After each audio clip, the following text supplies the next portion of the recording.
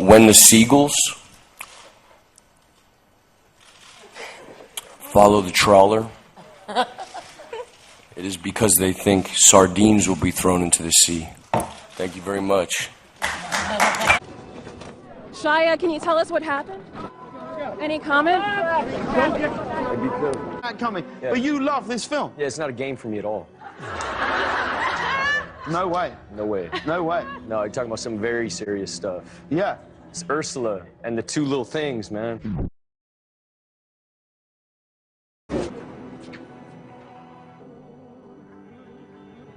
She came in and she said she wanted her head shaved. The hairdresser refused, so she literally grabbed the hair clipper and started doing it herself. Bradley, did she say why? I mean, did she offer any information? They asked why she wanted to shave her head, and she said, "I don't want anyone touching me. I'm tired of everybody touching me." Another employee there told Us Magazine she wasn't making sense at all, and you could tell she's not in a good place at all, and that she's totally freaking out. She was a nightmare. And you asked her why she shaved her head. What did she say? She basically just said that she was tired of having things plugged into it and she didn't want anybody to touch her, tired of people touching her, that sort of thing. It seemed like she was kind of sick of it all, whatever it all is.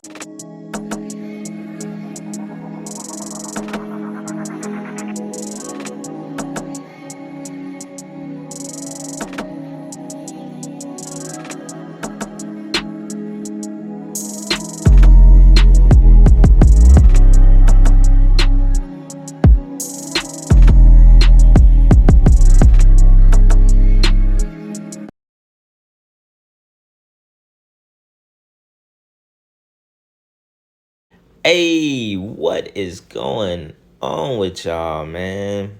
It is Black Balloon, and I'm coming back with another video, so y'all already know what's going on.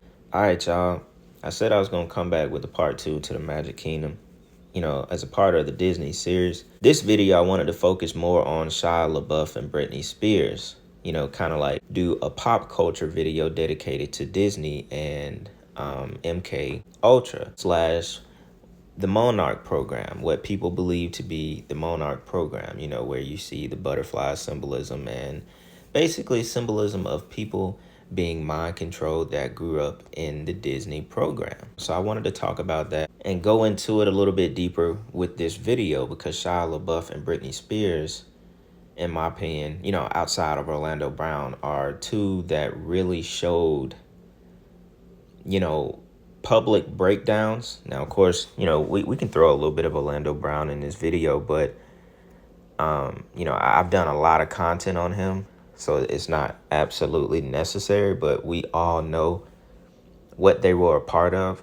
So I figured in this video would be a good chance to just kind of go down a pop culture lane, go a little bit into Shia LaBeouf, and when Britney Spears had her meltdown years ago. And, you know, there's plenty clips, plenty proof that they both were dealing with, you know, like breaking through from their MK Ultra and having those traumatizing split personalities, you know, the way they program the kids through the movies and the shows, like how in that clip where he was like, Shia LaBeouf was like, you know, Ursula and those two little things, man. He was like, we're dealing with some very serious stuff. And his face was like completely straight, you know, because he know that they were just joking and talking about Disney and Ursula and all this stuff. But he knows it's much more than that. It's really programming. It's really, you know, mind programming. Some of it is trauma-based mind programming, you know, depending on what they actually do to these people to split their personalities and put them under mind control. So he knows this is something completely bigger than, you know, what y'all want to sit up here and joke about, because he actually lived through it.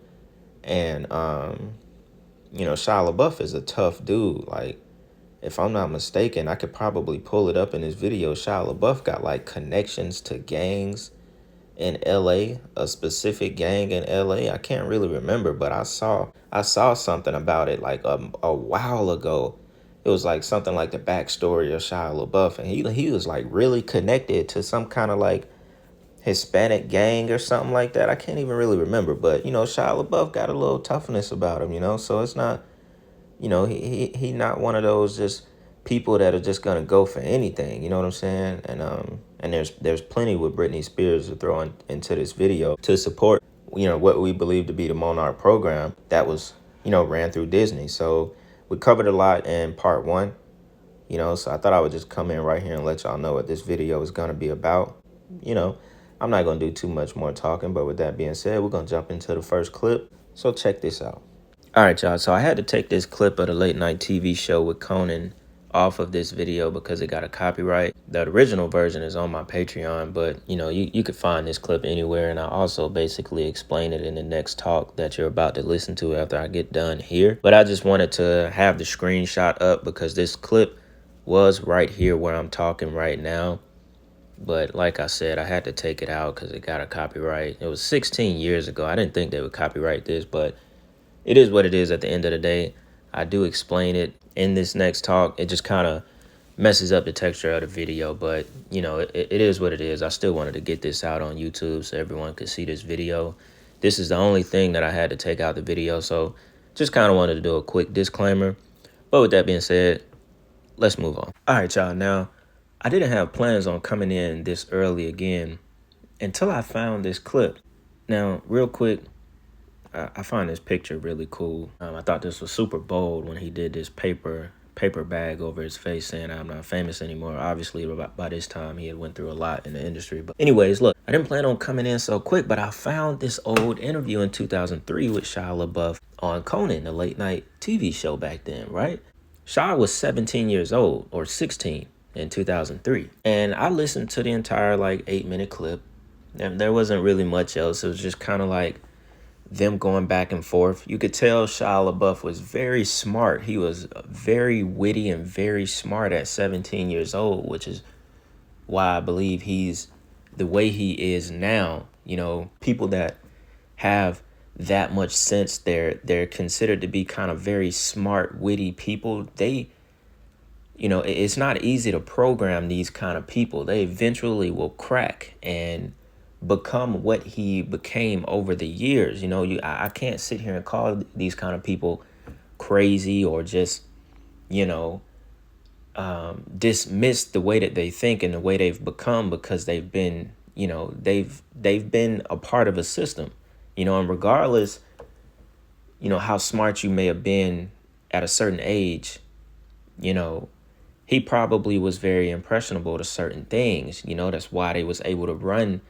that kind of mind control on him through, you know, whichever way they did it on Shia LaBeouf. But it's clear to see, which I'm going to show a few more clips of him just progressively getting, you know, a little bit more out there as far as the things that he's been through throughout his life and his career.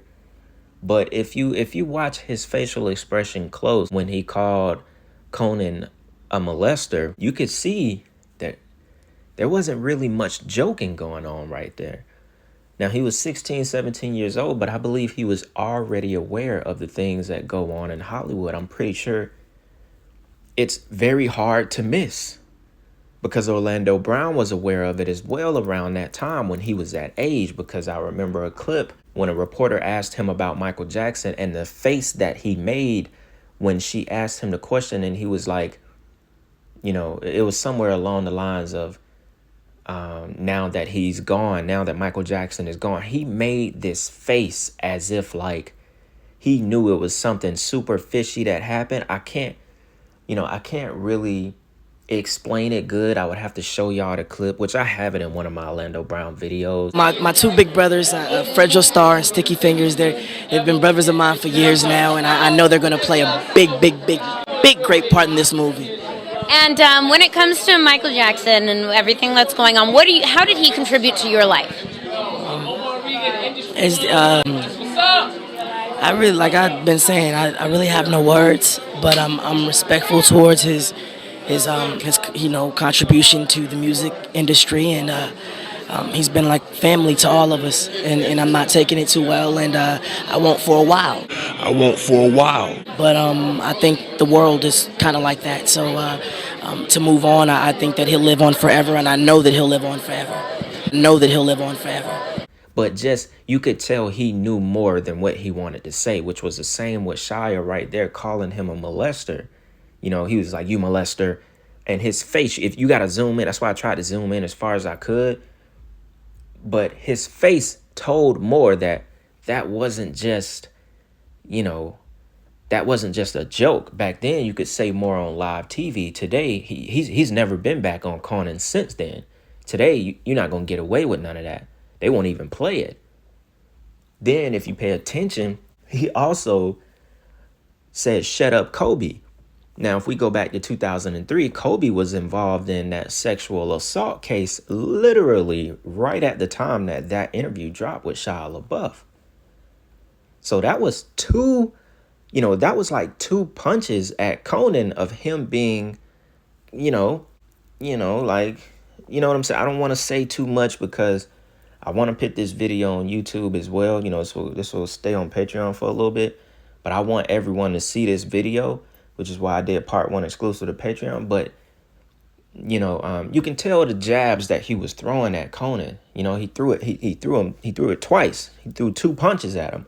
And the whole little interview was them just kind of like going back and forth. It wasn't really that typical kind of interview with him. You could tell Conan kind of didn't like him. You know what I'm saying? And after he said what he said, it probably kind of changed how he even wanted to do that interview that night.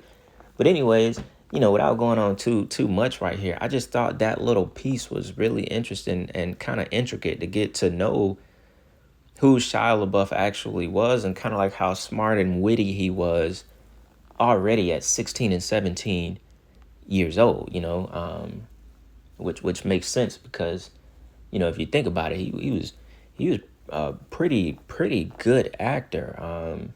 He's had some really good roles. That movie Eagle Eye, which I actually have a clip about Eagle Eye. You know what? Check this out. And I remember we had an FBI consultant on the picture telling me that they can use your ADT security box microphone to get your stuff that's going on in your house, or OnStar, they could shut your car down. And he told me that 1 in 5 phone calls that you make are recorded and logged. And I laughed at him, and then he played back a phone conversation I'd had 2 years prior to joining the picture, the FBI consultant. And it was like one of those phone calls, it was like, what are you wearing type of things. Really? Yeah, so it was mad weird. Wait, so you mean they had a record of you from 2 years prior to me joining the picture? Even being associated with the movie? With the movie. Well, that seems It's creepy. extremely creepy. Wow. Yeah. Wow. Yeah. All right. Yeah. All right. Well, that's pretty amazing. It's pretty amazing. I'm trying to think of what the last 4 phone calls I made. That's what I'm saying. What did I do, sir? Bro, why you drilling my face? Because I have rights. I have rights. I'm an American. Come on, talk to me. You got me in my hotel, arrested me in my hotel for doing what, sir? Let's go. Yo, you really got these cuffs on me heavy, bro. I'll fix it. Let me out. Listen, can we talk, me and you? No, we can't talk nothing. Listen, Take these I'm cuffs not off. the I'm one. American. I Okay. pay my taxes. Get these off my arms. So we're not gonna have a conversation? No, Okay. you gonna put these off my arms, or you be. Who you fighting for? You got a president that don't give a about you, and you stuck in a police force that don't give a about you. So you want to arrest white people who give a who ask for cigarettes? I came up to you trying to be nice, you stupid. I came up to you asking for a cigarette, you dumb. Why would I ask for a cigarette if I was racist, you stupid? I was asking for a cigarette, you said no. I said word. And then you arrested me, you dumb. They got cameras everywhere, you dummy. I got more millionaire lawyers than you know what to do with, you stupid. I'm from it, you dummy. Okay. Alright, man, just look that way and let me see your cuffs, alright? 14 Alpha 1. 14 Alpha 1. Start EMS to our location. Why am I in custody? The cuffs are too tight. Why am I in custody? Why am I in custody? All right, y'all. Now that last clip was just to give you like an abrupt change. Although from when he was 21 years old talking about Eagle Eye, promoting that movie, so on and so on, to that clip I just played, that was, you know, probably a fast forward of 10 years. But it was just kind of like, you know, to show you what he went from, you know, back when he was really on the run, doing all those movies, Disturbia, Eagle Eye, you know, everything you know Shia LaBeouf for, to him as an adult. It was like a complete, you know, 360, so to speak. You know, I would say he's still the same person, but obviously, you know, there's a lot of trauma in there as well, and you could, you know, you could clearly see it. By the way, I thought this picture right here was hilarious. Like, dude is funny. I'm not even gonna lie to you. Wearing that dirty hat all the time back in those days where he was really in the media a lot. But I don't think lately, unless you keep up with Shia LaBeouf, you know, there hasn't been much coming from him. But in that clip where, you know, he was talking about surveillance from the FBI. Now, we already know all that stuff to be true. You could just look up the stuff about Eric Snowden and what he exposed from the NSA. Now, I don't know about the FBI dude actually playing him back his own phone call. That sounds a little out there. I think he might have just used that to juice the story a little bit.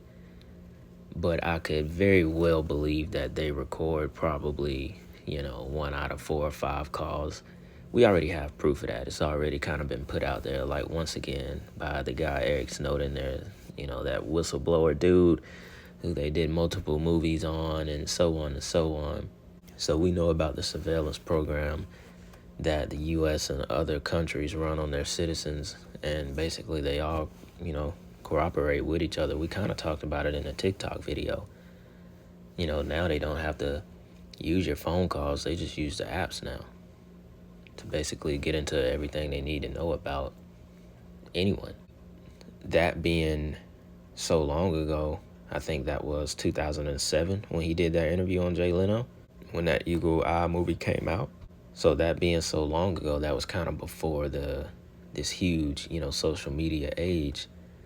So someone saying something like that on TV, you know, is kind of like, it's kind of shocking to most people. You know, and today it's completely believable. Back then, you might have questioned it and been like, I'm not so sure. You know what I'm saying? He just promoting the Eagle Eye movie. You know, but today, it's completely different. No one would, you know, bat an eye to, you know, what he just said and think that it's not actually happening.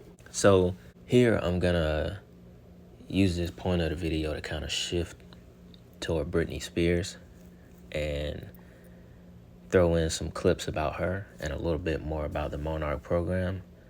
So I want y'all to check this out.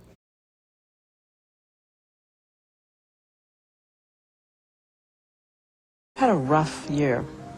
You've had a year that would test a lot of people. Illness in the family. A breakup. This spasm of publicity about what happened from Mexico to London. It was pretty rough, yeah. Yeah, it's kind of weird. Weird. Hello. Oh my goodness. Hello. Ew. Strong Britney. Yeah, it was a weird time. Ew. I'm embarrassed. Can we? The princess programming is what Fritz Springmeier calls it when you go into these programmings. And the princess programming is actually based on to make you a sex slave. We're going to find that all of these Mouseketeers were used in high-level occult rituals. So for one example, before we get to Miss Worshipful Master there is the Justin Timberlake connection. Mouseketeer at the same time as Britney, same time as Christina Aguilera. These were all poor little children that were brainwashed together in a Disney program. we see them all of a sudden coming up in these high-profile rituals. So when Justin Timberlake got in a Super Bowl with Janet Jackson, and of course we know that the Jacksons were also ritually abused. So what we see now with this Justin Timberlake and with Janet Jackson is the ritual of the god and goddess. We are looking at an ancient Babylonian ritual that goes to Ishtar and Marduk. It is a ritual that's been enacted from centuries back and continues on through today. We have many examples of it throughout time. We won't have time to get into all of that, but if once we get to Alan Moore, you'll get some more examples. So what has happened is Justin Timberlake stands out there and they have a wardrobe malfunction. Right, exactly. Which, of course, the Drudge Report got knowledge that it was supposed to happen. This was no accident. Surprise, surprise. Yes. And it's so obvious that it was, because what the symbols that we know already of the goddess and the god are, if you look at your Lady Liberty or Columbia or any of these goddesses, you'll see that there's always a breast bared. And on Janet Jackson's breast during this high-profile ritual at the Super Bowl, she has a sun, a golden sun nipple ring on her exposed breast. This is the unification of the god and goddess. This is the same symbol that we see in the hexagram, same symbol you see on target of the certain point within the circle, which is a solar symbol. What had happened after this point, Madonna then moves on to be known as Esther. She is no longer answering to the name Madonna. The name Esther is actually derived from Ishtar. It's the biblical version of Ishtar. And her husband is Mordecai, which is the biblical version of Marduk. So Madonna has now taken on the Kabbalistic name Esther, which is also a position within the Eastern Star. My mother was Esther in the Eastern Star. This is Ishtar. This is what we are seeing. So when Britney Spears walked into Esther's hair salon, my signals went off. I said, oh my God, but wait. This whole thing began as rock and roll did through Robert Johnson. It is urban legend. I've definitely seen witnesses testify to the fact that Robert Johnson went down to the crossroads and he there met the devil and was given the ability to play the guitar. The witnesses say, oh, he just used to noise the place. He just noised it all up. But he came back and he could play like nobody else. And this was the very roots of rock and roll, was this crossroads meeting with the devil and Robert Johnson. Well, Britney Spears checked in for 24 hours into Eric Clapton's Crossroads Center for rehab, which is named after Robert Johnson's meeting with the devil. 24 hours later, she stepped out and walked into Esther's hair salon. Now, one thing you're going to notice in this next clip is that Britney Spears has brunette hair. And it's very curious about this thing as we start to understand there are very few people that have come forward with this type of trauma-based knowledge. That is true, yes. And there is Kathy O'Brien with Transformation of America, Fritz Springmeier with the Illuminati formula to create a total undetectable mind control slave. And then there's David Icke and his biggest secret, where he gets with our Arizona Wilder. Sure. She breaks loose of the Mothers of Darkness. Now, this is where we get our concept of 1,000 points of light, and out in front of the Orlando City Hall, they erected a big penis in honor of this Orlando being the first point of light in the 1,000 point of light system enacted by H.W. Well, this 1,000 point of lights comes from the stars up inside of the Belgian castle that is the Mothers of Darkness castle. Wow. That's where these illuminists come from. I mean, this is when you realize that the women are at the top of the ritual. They are the oracles. They are the ones, when Aleister Crowley channeled the Book of the Law, it was through a woman. They're using or taking their energy when they use these rituals. And this is the same symbols again, the penetration. Right. Britney Spears actually has brunette hair, and it was Arizona Wilder who clued us into what we're seeing here, because most people think she just went mad. But Arizona Wilder showed us that when she broke free of the Mothers of Darkness, the very first thing she did was dye her hair brown, because they don't want their priestesses to have brown hair. They are infatuated and obsessed with the blonde-haired, blue-eyed people, the Aryan race. And you're going to find that this is a Nazi genetic experiment carried on, and that these bloodlines are highly critical. And that's a very big clue, the DNA connection. Sure. So let's go ahead and watch this clip and watch how Britney actually shaves off her brunette hair. All right. Notice the Kabbalistic cross, or the hexagram, excuse me. It's the Star of David. This is Kabbalism. And in the back of her neck, she has one of the Kabbalistic names of God tattooed to the back of her head. There should be, yeah. There should be some. As you watch Britney leave, you'll see that she has quite a bit of a smirk on her face. And this is her escape. You can see the escape in her eyes, as she has actually managed to put one over on her handlers. And the news even actually commented saying that she was tired of her handlers. And this is a term used for someone who is in control of the mind control slave. All right, y'all, so that brings us to the end of part 2 of the Magic Kingdom series, where we focus more on the pop culture side of what we believe to have been the Monarch program. And, you know, we talked a little bit about the Mouseketeers, some of the, I would say, original Mouseketeers, you know, as far as like the early 2000s, late 90s.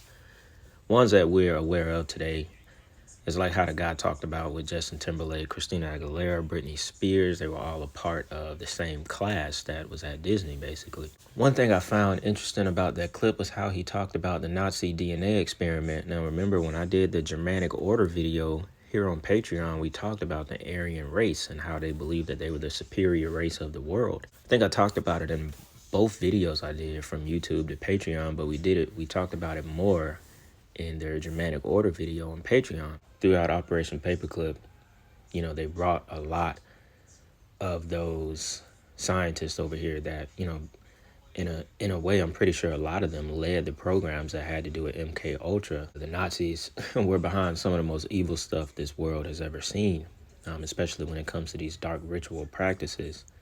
So I found that to be pretty interesting, you know, just at the fact that, you know, people were talking about this kind of stuff way back in 2007. You know, it kind of, using those kind of clips for the videos that support, you know, it's kind of like nostalgic in a way. You know, just to have the clips of people talking about some of the same stuff that we're still interested in 2023. And it just goes to show you how, you know, the knowledge continues to circle around, and we're finding out more and more every single day. Like, you know, there's things people back then were researching that took into the age of information on the internet for them to find out today. Because back then, they didn't have access to the internet the way that we have today. It's completely different. You can almost have everything at the touch of a finger. And I believe it's only, you know, going to increase as time goes on, and we're going to find out things that we probably could never imagine. You know, because that's, at the end of the day, that's the point of all of this stuff anyway. That's the point about truth coming to light and kind of finding out about the unknown of this world, you know, including things that are, you know, very evil, unfortunately. But, you know, without just going on and on, beating the same topic, thought this was a pretty good video. Really hope y'all enjoyed it. If y'all want me to cook up another video along this series, just let me know. Of course, let me know any other suggestions that you guys have for me. I think I'm going to let this video sit on Patreon for a few days. I am going to try to upload it to YouTube to see if I can post it without it getting flagged. If I can, I will put it on YouTube, because I kind of want everyone to see this video and not keep it completely exclusive to Patreon. You know, but y'all will be able to watch this video for anyone else. I'm going to leave it on here for a few days. So with that being said, man, as always, I appreciate y'all support. Y'all know I'm going to continue working.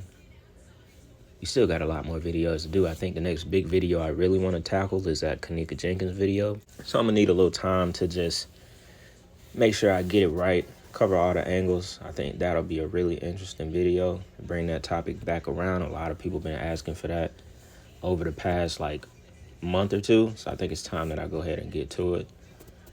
But with that being said, man, it's Black Balloon, and I'm going to see y'all soon. I'm out.